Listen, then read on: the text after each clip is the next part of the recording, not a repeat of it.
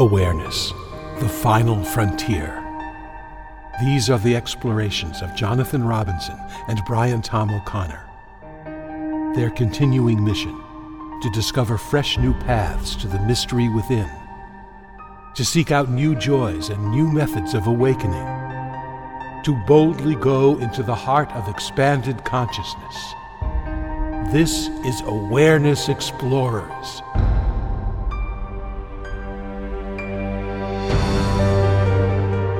Well, welcome back, Awareness Explorers. It's great to have you again. And I am with my trusty co-host, Brian Tom O'Connor. And we're very honored and excited to have Susanne Marie with us, a spiritual teacher and truly wonderful human being that I've talked to before. And we're going to be talking about a lot of things, partly her experience of no self. But let me first say how I got to know Susanne Marie, because it's an interesting story. I was talking to Rick Archer of Buddha at the Gas Pump. I asked him, who have been some of your favorite guests? And he said, without hesitation, well, somebody I really, really liked was Susanne Marie. And I said, oh, I haven't heard of her. And he said, well, I think she actually lives in the same town you live in. So I contacted her, and because anytime you spend talking to people who have an awakening experience, I think that's good for you. So we met, and I think we talked for 2 or 3 hours. And Susanne Marie, you were very generous with your time, and I really enjoyed our conversation. So when I was thinking of who I'd like to talk to about the experience of no self, you were very high on the list. So welcome to Awareness Explorers. Thank you. It's so nice to be here with both of you. Yeah. Thanks for inviting me. You're very welcome. Well, you know, we mostly follow our curiosities. So the general topic might be one of no self and how your transition came to that.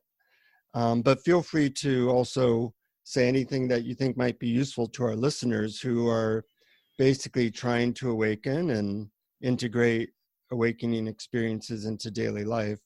Sure. But I want to let you begin, Brian, because Susanne Marie and I have talked some, and you're new to this wonderful being. So what comes up for you? Well, thank you. When I was looking at your website and I was reading several of the articles in there, particularly one called The Dissolving of Self and another one called Unbounded Freedom, and they really went to one of my main curiosities, which is, what is the separate self? Is it an illusion? And if so, how do we see through this illusion?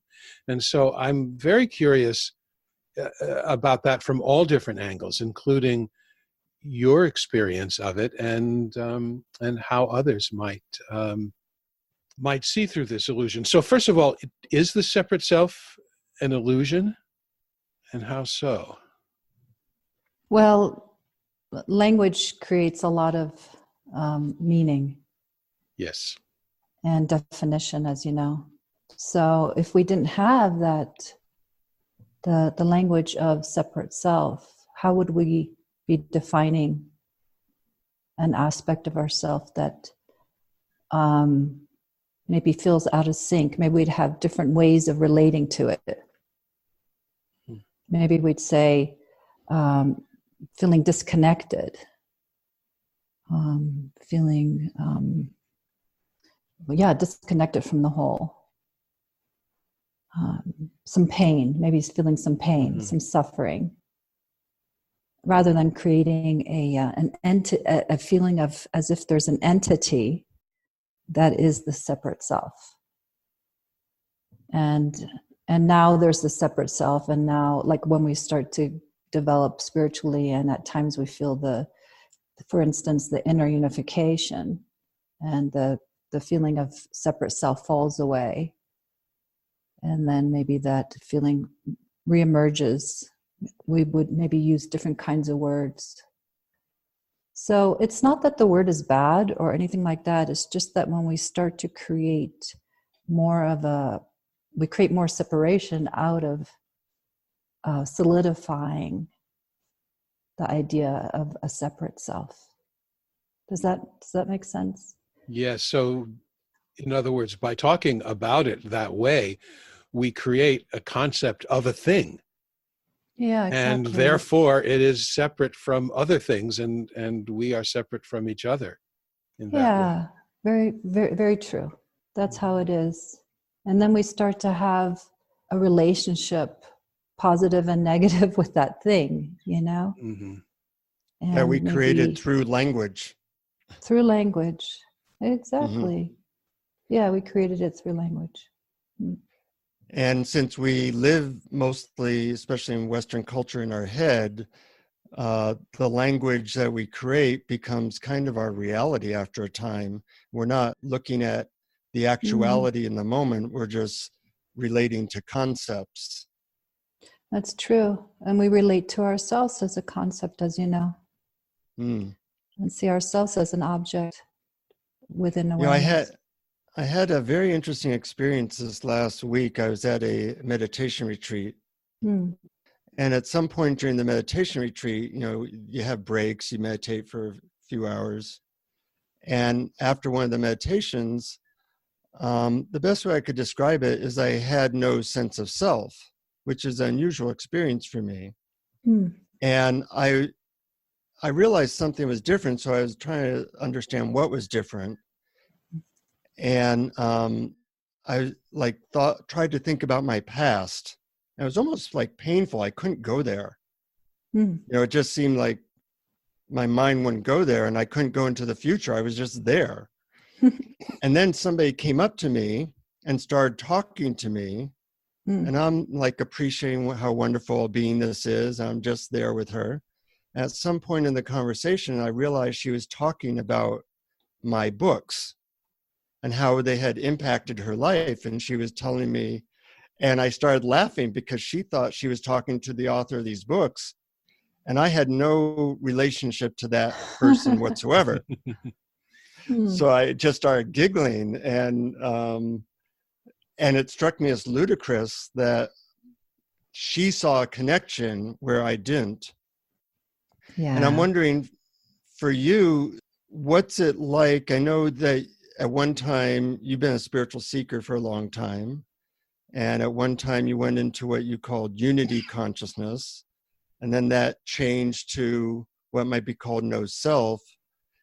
And I'm wondering how you would describe your experience as different than 30 years ago, maybe, when you were living like you were a self.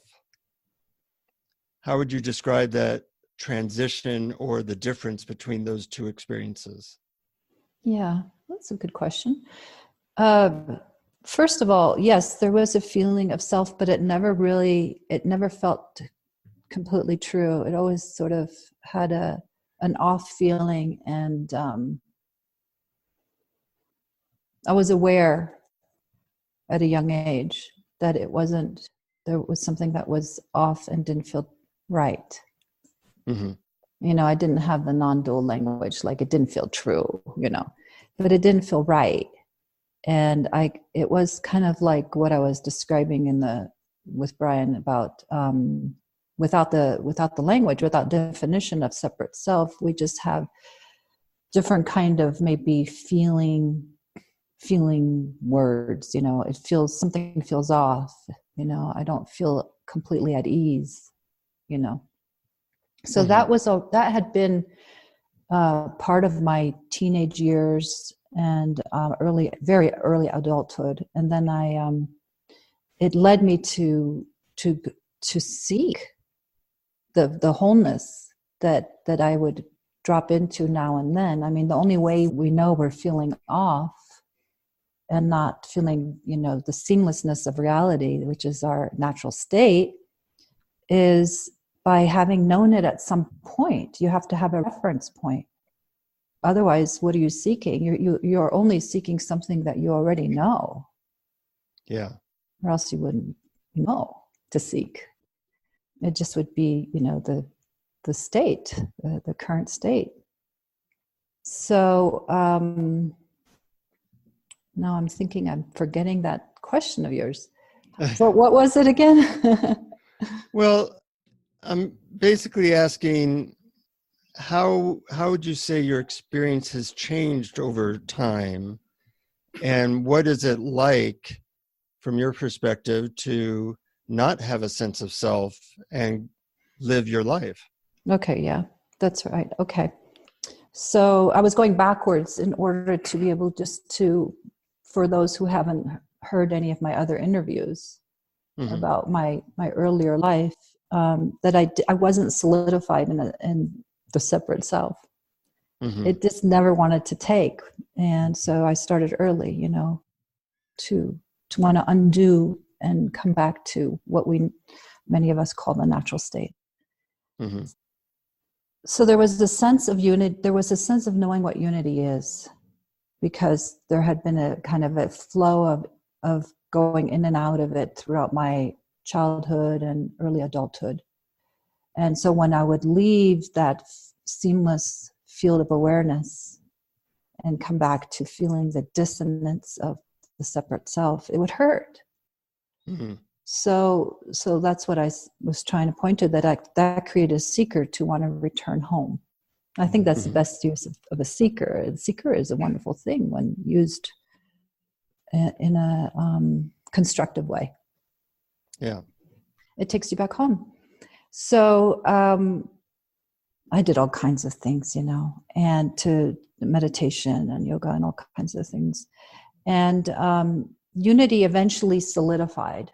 So the sense of seamlessness, we have different types of awakenings along the way. There's not just one. But so unity solidified. And with unity, there is the sense of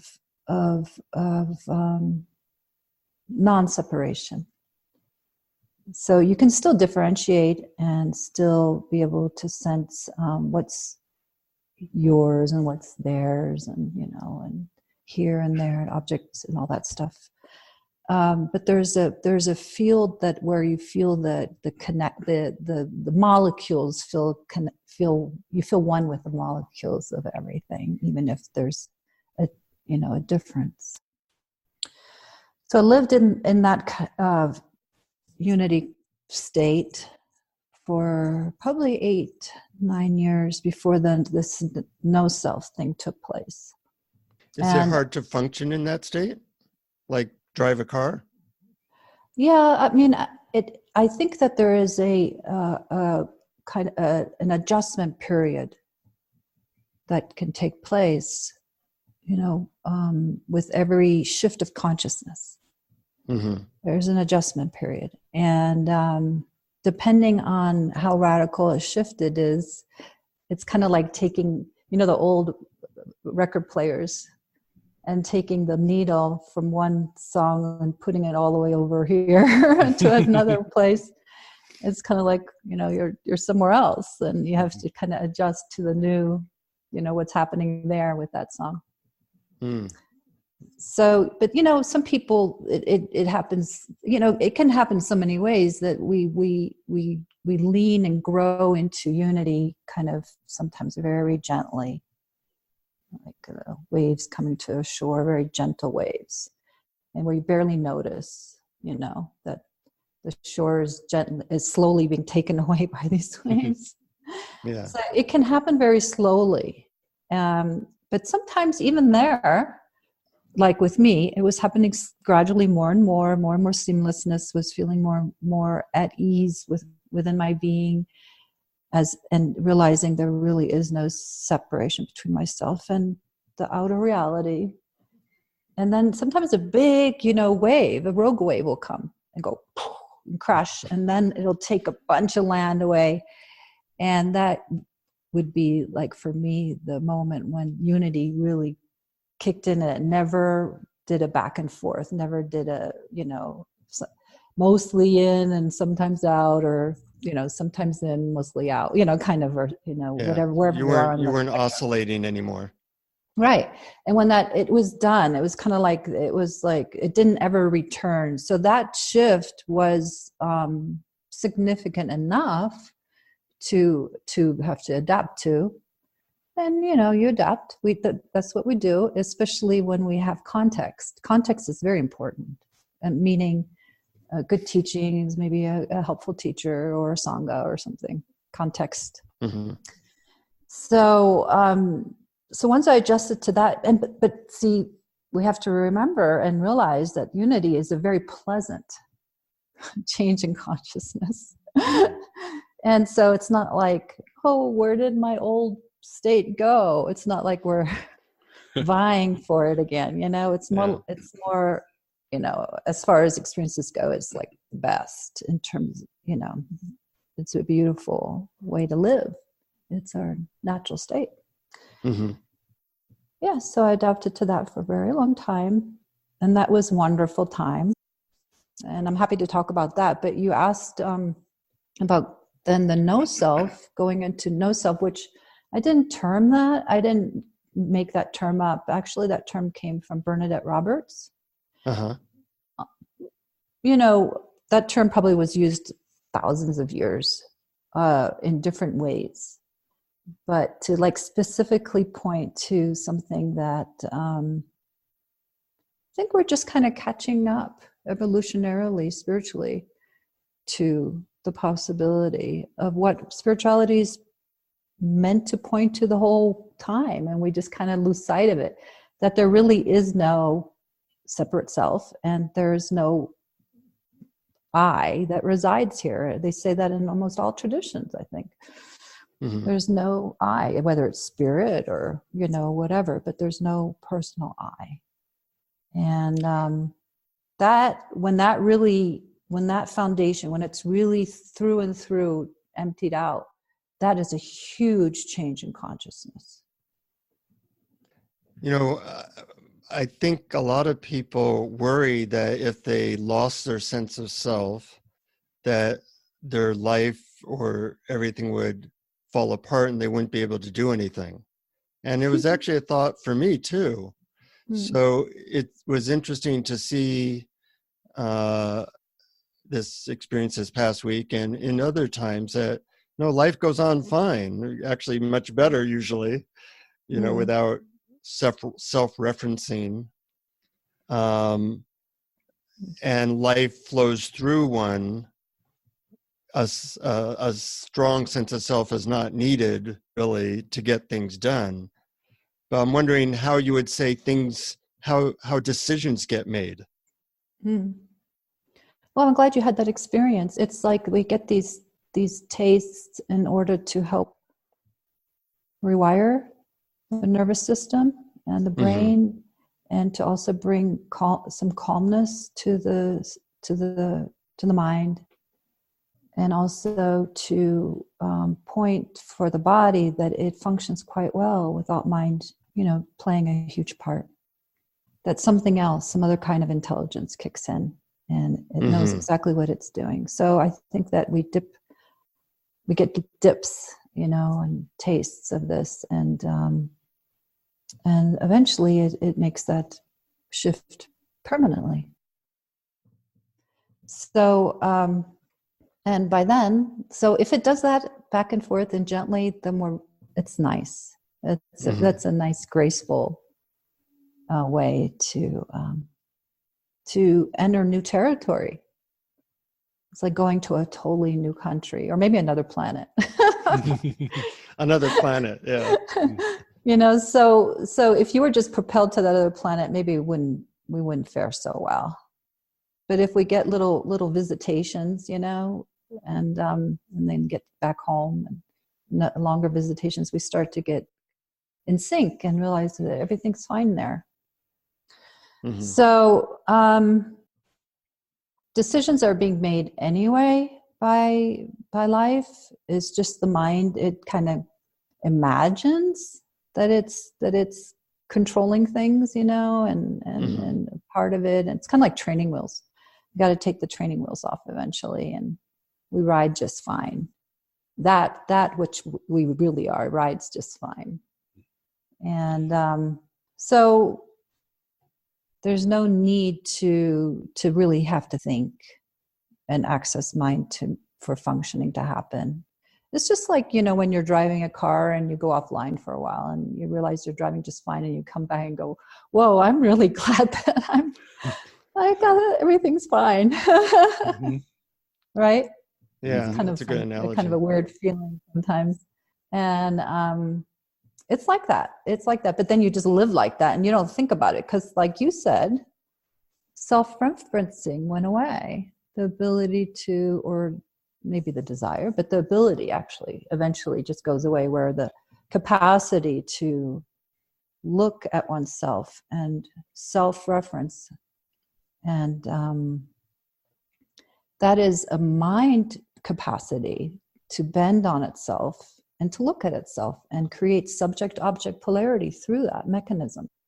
Mm-hmm. And so it sees itself as an object by bending and going, oh, this is me doing this. This is me thinking. I need me to do this.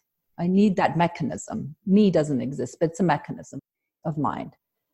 And so for some reason with no self, I don't know, I think it's just an evolutionary leap, because I don't think that if we had a choice, we would choose to do this. Mm-hmm. It's kind of like really jumping into the abyss. But luckily, it's not you jumping anymore at that point. With unity, a lot gets dissolved. So that ability to self-reflect, which is self-referencing, gets clicked and never to return. Mm-hmm. And that takes a big adjustment, in a way, because it's kind of like the body-mind actually is the part of us that needs to adjust. It's like, really, yeah. I can do these things without accessing the old way. Jonathan, you mentioned earlier that some people would be frightened about losing the sense of a separate self. And in my case, it was never something that I was frightened about. It was something that I desired, because I came to the spiritual search out of feelings of depression and negative self-worth and a lot of other emotional problems. And it seemed to me that they all revolved around protecting my ego, not getting criticized, not getting into trouble. And so it seemed that, wow, wouldn't it be a marvelous solution to this if that ego that I'm protecting was somehow seen through? Mm-hmm. But my problem was that when teachers would talk about the separate self and that losing the separate self, or that it's not really there, I realized that I equated the separate self with this body. And obviously this body is here. So it was hard for me to say, oh, it doesn't exist. And so I realized I may have been thinking about the separate self in the wrong way, not as the physical embodiment or the thing that's different from other people, but the point from which I experience the world. Mm-hmm. So I was wondering what you would say, Susanne, to someone whose experience of themselves is very much tied into their body being separate from other bodies.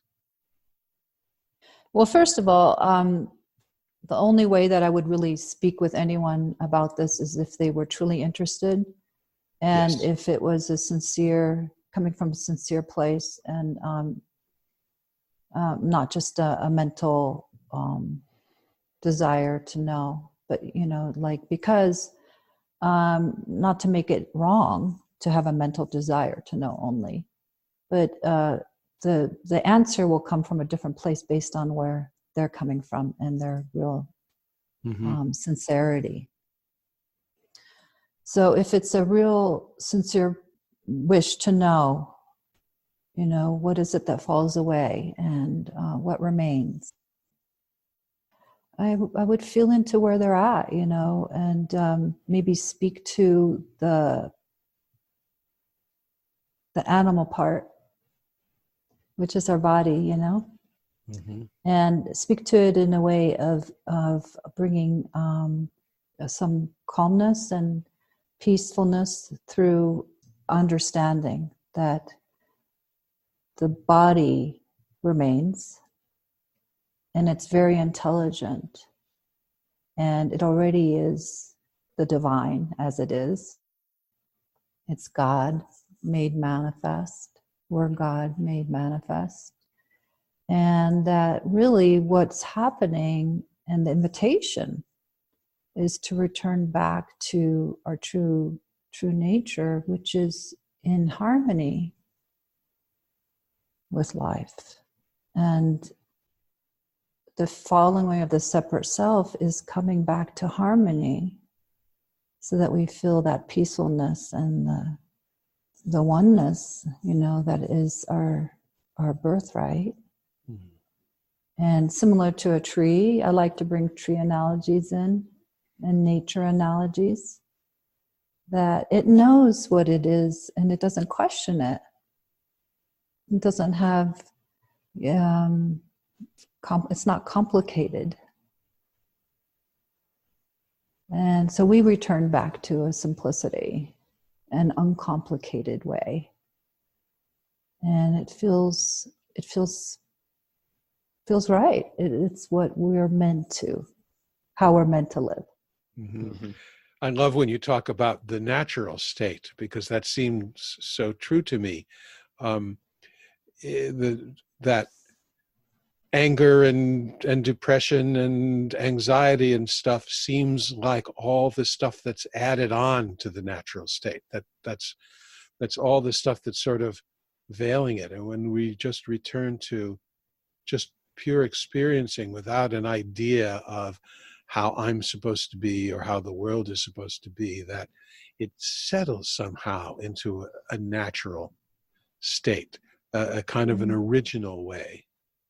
Yeah, I think that's what we really long for, and we might call it this. I think that's really what spurs the spiritual journey in the first place, is we want to feel better. Mm-hmm. We intuitively know that something's wrong, off, and feels wrong. That's what is anxiety is a side effect of that. Depression, not all of it, but a good amount. I would say a good amount of feeling out of sync with with nature around us. It creates a lot of anxiety. Can you imagine if an animal in nature suddenly felt like it wasn't a part of its environment, and it just somehow got the virus that we have? God forbid. It would just be shaking, and like, how do I survive? How do I do this? And how we do it is we learn a lot of coping strategies. Right. Yeah, it's sometimes those strategies that are really getting in the way. And when we drop them, it seems that the natural state is just there waiting to be noticed and just waiting to embrace us and say, welcome back. Sweet. I also love the tree analogy. Sorry, Jonathan. I love that, because when you talked about that, I got this flash all of a sudden of, I couldn't imagine a tree going, am I really being a tree well? Are other trees going to judge me? How do I do this? No, it just trees. Exactly. That's why nature is a wonderful teacher for us. Yeah. Beautiful. We brought up the subject of strategies, and I remember in my previous conversation with you that you don't have very defined tools or strategies, but when you work with people, you kind of tune into them and help them to, say, soften whatever is keeping them from their natural state. Is that an accurate description? Absolutely. I think that tools and strategies are sometimes valuable in the moment it's like the right medicine. It's kind of like if you have a splinter, you want a needle, or tweezers, right? So, but if it's coming out of the intelligence of the moment. And it's like, this is what is useful right now. Why don't you try this for a while? But then eventually that wants to be let go of, and something else will present itself, or for a while maybe nothing, resting in the unknown. But strategies and tools are life's way of helping us along. But if we get addicted to them or afraid of letting things go out of fear, that that's what's holding us together. I mean, it's kind of like a baby bottle. I mean, it's like eventually has to be let go of. And yeah, so, for a baby, but there's the right medicine for the right time.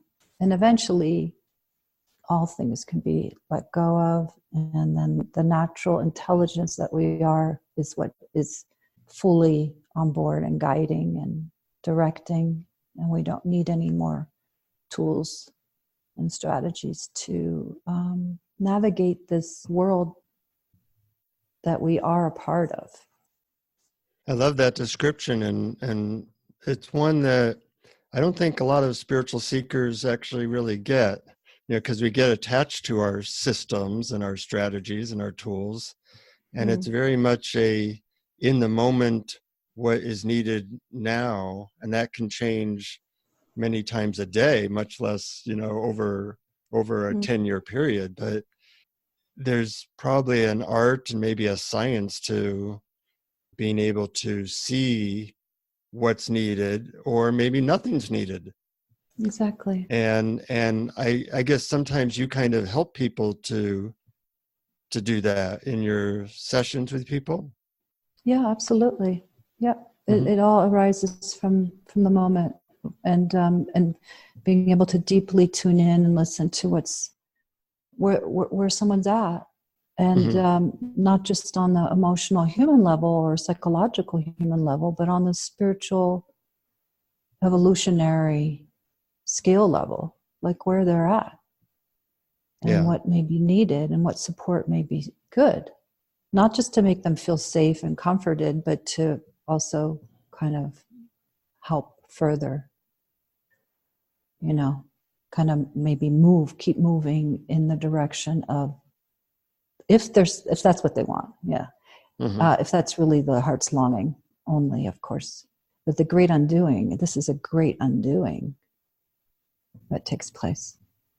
Yeah.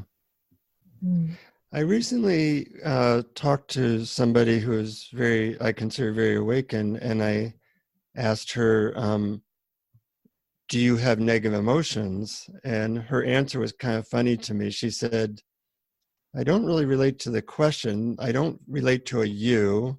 I don't relate to have. I don't relate to negative. Okay. So I'm wondering, and I believed her. Okay. Sure. But I'm wondering how you relate to emotions, and what do we do with them? Because sometimes they can take us away for quite a while. Something that I learned during the nice long unity phase, 8-9 years of unity, and that is making friends and peace, and bringing everything kind of just returns back to the heart. Making friends and peace with the things that have been considered challenging, difficult, shadow, material, any of it.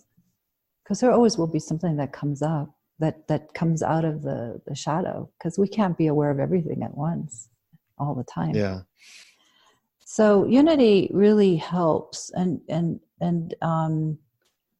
don't have to be in unity to start this. But I like to call it, and I don't know if you've heard me say this if you've heard any of my interviews or something, but I call it the path of inclusion. Because that's what the heart does, which is the heart, it includes everything and realizes that that's a part of that, whatever it is, a difficult emotion or whatever, is it is a part of itself. It's included. So it's not relegated to the shadows. It's not pushed away. It's not unwelcomed. So it's included through the heart. Now, the heart can also be intelligent and maybe realize, well, even though this is part of God, this confusion, this way of being, or the shadow, or maybe that's not how the best way to be in the world. It starts to view things with with kindness. So by welcoming it and including it, it's able to help transform and alchemize it, a negative emotion, so-called negative, and realize it's just a confused piece, maybe a habit, and maybe something different would like to start to take place, another way of communicating, another way of being. So I see it as the transmutative process of the heart, of welcoming things just as they are, and then seeing what happens. Beautifully said. I loved when you talked about the inclusiveness, because I also find that true with emotions, that when they are included and welcome. And in addition to that, what else is included? Just the sensations of the body and the sounds and everything that's there. Emotions tend to take over and say, just pay attention to me and nothing else. But when it's just one of the things that's included in awareness, it somehow proportionally becomes less overtaking. Yeah, absolutely. Because what you're pointing to me seems it's the vaster realm of the spaciousness that everything's arising and falling in. Yeah. So what is it that is including? Well, it's that which is all inclusive, right? It's that which has the space to include everything. So if you let yourself rest more and more in the space that allows, welcomes, then other things can take place because there's so much room. Right. And then do you begin to identify with that all-inclusive, welcoming space and see that's really your true nature? Yeah, absolutely. Absolutely. You realize that that's your true nature, and that these things, they're coming and going, and consciousness won't be hijacked and following this kind of noisy emotional experience, and it will realize that there's so much more going on, that's just happening within the space that we are, and we have more ability to have balance with it rather than be hijacked by it. Yeah. I wonder if there's anything that you would like to convey to our listeners that we haven't touched upon, or you feel might be useful to them.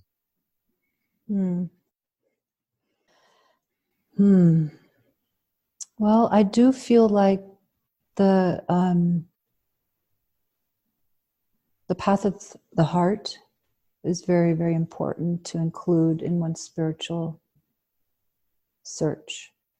That it can get dry for a lot of people, and in that, I think people can be kind of hard on themselves and judge themselves and start to compare themselves to what awakening is supposed to look like. And rather than really start the inner work of allowing the heart to do the transmutative process. So what I would say is to put as much attention as possible during the day on the heart. Let the heart start to get activated. And it's an intelligence center. It's been proven. So let this intelligence center help dissolve, not just mind looking at itself and looking at beliefs, that can turn out very dry, and it can also create a lot of hierarchy. what's welcomed, what's not welcomed. A lot of duality can arise by having a spirituality that is primarily mind oriented, because then we relegate things in the light and in the shadow, the dark, and this is welcome, this isn't, this is spiritual, this is something that needs to be gotten rid of. And then we can bounce around in that and not really progress very far. Mm-hmm. So if you activate the heart by placing attention here, it actually starts to get, like a generator, starts to get going and purr like a cat, actually. And it's really happy to be paid attention to. So then the driver's seat can fall here. You know, Ramana actually pointed to that. He said, let your mind fall into the heart. Because the heart is a great navigation system.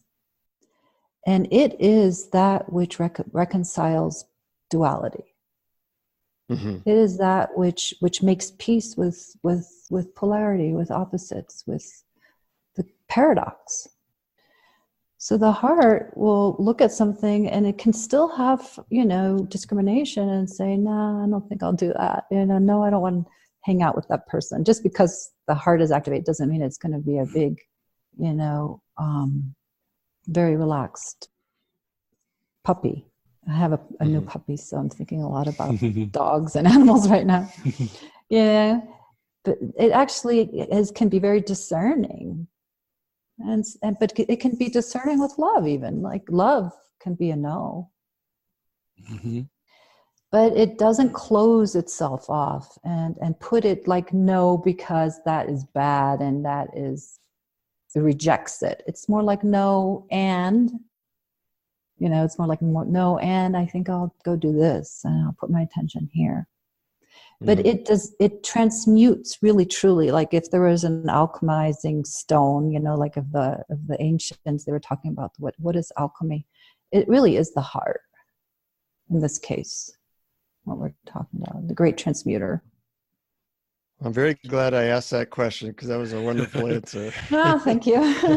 Yes, it really was. And as you were talking about the heart, I said, okay, while I'm listening, I'm going to do that. I'm just going to put my attention and listen from there. And I invite all of our listeners to do that. If you want to listen to it again, just listen from that heart, from that spaciousness that dissolves duality, and experience it. And then you're out of the mind, you're out of the analytical self, and you're just pure experiencing. So beautiful. Thank you for that. You're so welcome. It really does soften the doer, Yeah. And you mentioned one of my favorite heart opening techniques, which is my dogs. Every morning, including this morning, I do a little darshan where I kiss their snouts. I tell them how much I love them, and it's a really wonderful way to start the day. And it often brings tears to my eyes, and they seem to enjoy it as well. Oh, I bet. And I wrote a book called Conversations with Dog, Adventures of a Four-Legged Guru, because my dog has been really an instigator of being able to get out of my head and into my heart. And I think anything that we can do to do that is a good thing. Jonathan, Absolutely. I just want to add to that, since you're talking about dogs. I thought this would be a great opportunity.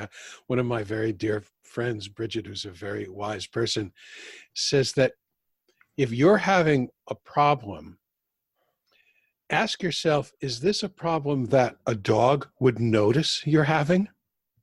In other words, if you're in physical pain, a dog would notice. If you're in mental pain about whether you're making a right or wrong decision, the dog is not going to be noticing that. So the real problems are just the problems a dog would notice you're having. That's good. That's a good indicator. Yeah, many of us are living with very spiritual beings. They just happen to have four legs. Yeah, and oftentimes if they get neurotic, it's because of the two-legged beings. Exactly. They inherit two-legged Yeah. being neurosis. Yes, I've seen that happen. But I've also Yeah. seen them get over that when a new two-legged being Yeah. comes into their lives. I've seen Sweet. dogs completely heal from past trauma because the new owner is loving and caring. I'm guessing that's how we are too. Mm. That if we are able to be in Sangha with two-legged beings who are more and more relaxing into their natural state, it creates a nice field for others to open to. I think that's what satsang is about. You know, the ideal of satsang is not to fill the head up with concepts, but to fill up the heart and our body, minds with the transmission that we can relax into this, that we can trust it. Mm.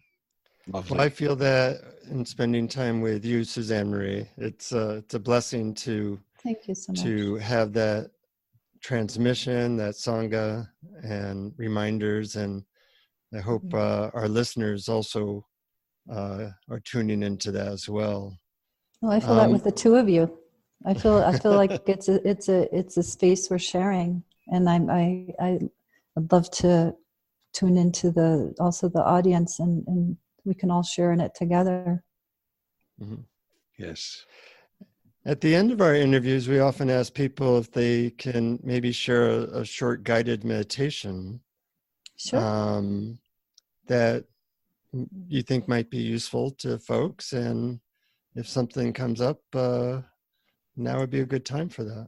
Sure. Well, I was thinking maybe we'll do just a very simple breathing exercise in and out of the heart that people can maybe include if it resonates for them in their lives.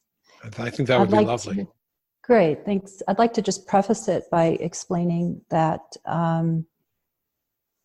it's a very powerful meditation, and it's good to practice it just a couple minutes to maybe 5 minutes, a couple times a day until you get more familiar with it, because it can actually start moving emotional content and whatever's in the way. So we want to be kind to ourselves. We don't want to be wimpy, but we don't want to over push and overstimulate. So somewhere in between.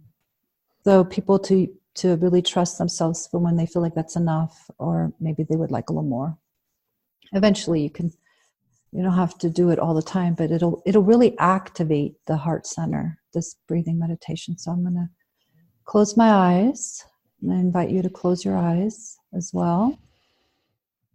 And gently place your attention on the heart area. Right? I would say just like right in the middle of the chest, so that we're including both sides of the chest, and the spiritual and the very human, loving heart. So right in the middle. And imagine that right there in the middle of your chest, you have your nose, you have 2 nostrils right here. And when you breathe in, imagine that you're breathing into this heart center. And then when you breathe out, you're breathing out from the heart center as if you have your nose right here. And you breathe in. Nice, deep, relaxing, calm breath. And then breathe out. And continue.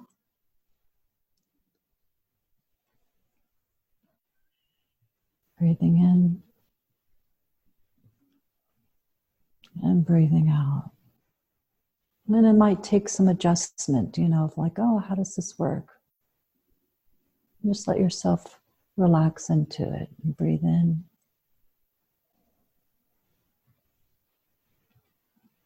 And breathe out. And continue. And you maybe feeling some things already starting to move, maybe a pleasant feeling. Maybe you can feel some layers of some pain can even arise, but just be very gentle. Breathing in.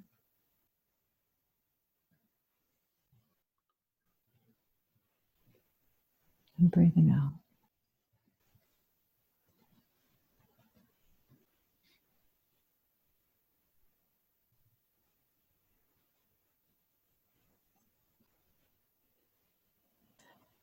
And I'll just talk a little bit more through it, but you can continue breathing in and breathing out. And in the air, just so you know, I'll speak so that you can include this in your meditation later on, this understanding that the air that's coming through and passing through your chest, it's stimulating little filaments, little areas of the heart and of the chest area, inviting things to open and for flow to happen. And depending on how protected the heart may be, or how open it may be in the moment, what kind of pain may be lying there on the human heart, all that will be invited to be released. Breathing in and breathing out. And what's being invited is the spiritual heart to start shining and supporting the human heart to let go of whatever coping strategies or protective mechanisms have been placed there in a very innocent and understandable way. Breathing in and breathing out.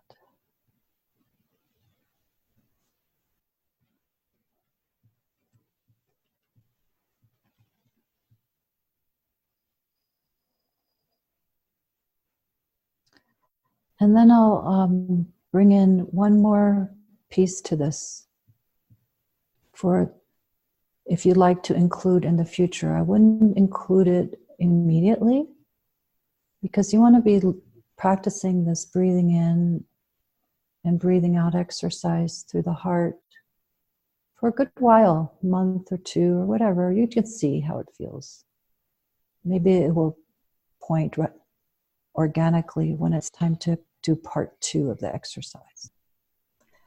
And part 2, and maybe you can just try it just for now, just to see what I'm talking about. And then you can let it go. So you breathe in through the heart and then breathe out through the back of the heart. Imagine that there's a little trap door that's opened up. Breathing in and then you breathe out and it goes out the back. And then again, you breathe in through the front and out through the back. It has a very different feeling, doesn't it? So we'll just gently let that go now, just as a pointer for you for the future, not to limit, but just to allow the full fruition of this first exercise to really have its effect. And then part 2 can be brought in. And then you can play around and see what feels most natural to you.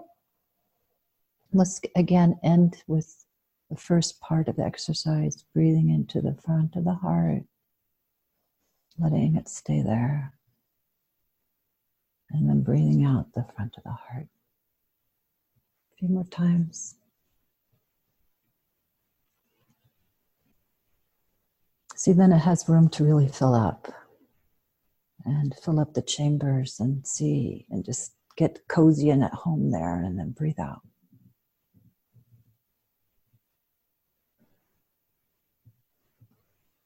And when you're ready, you can open your eyes.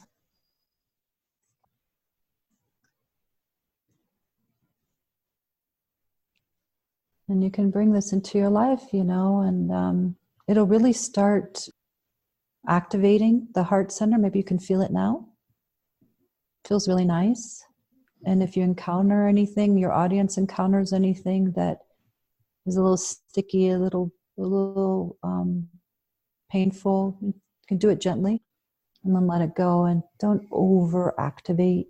Let it digest during the day, and then maybe at the end of the day, try again for a while. Let's see if that is something that calls to you to try. Really activates the spiritual heart and helps release the whatever may want to be released in the content of the human heart. Beautiful. I love its power and simplicity. Mm-hmm. Yeah, it's a tool. It's a good tool. Yeah. Well, if people want to get hold of you, the best way is through your website, SusanneMarie.org. Yeah, and the way you say my name is Susanne, but it is spelled with an E at the end, but it's German. So SUSANNE Marie.org is my website. And I have a contact page or connect page, and feel free to reach out. It is a beautiful website, by the way, both in content and just in the look of it and feel of it. Thank you. I'm glad that you have that artistic appreciation of it. I had fun. Yeah. It. Oh, good. Yeah. Thanks so It's much. lovely. Yeah. Susanne, thank you so much for coming and sharing your time and wisdom generously. It's just beautiful. Oh, it's my pleasure. Really, really. It's nice to meet you, Brian. It's nice to see you, Jonathan, again. Yeah, really, really good to be with you. I really appreciated our time together and the questions and where we went. Very much. Great. So I'll just say, feel free to share this with your friends and family, and use the meditations and all the stuff about that, and keep exploring. Keep exploring. Yeah, thank you. Thank you very much. Bye-bye. Thank you for listening to Awareness Explorers. To learn more, you can check out our website at awarenessexplorers.com. Please subscribe to our podcast on iTunes, Google Play, or your favorite podcast app.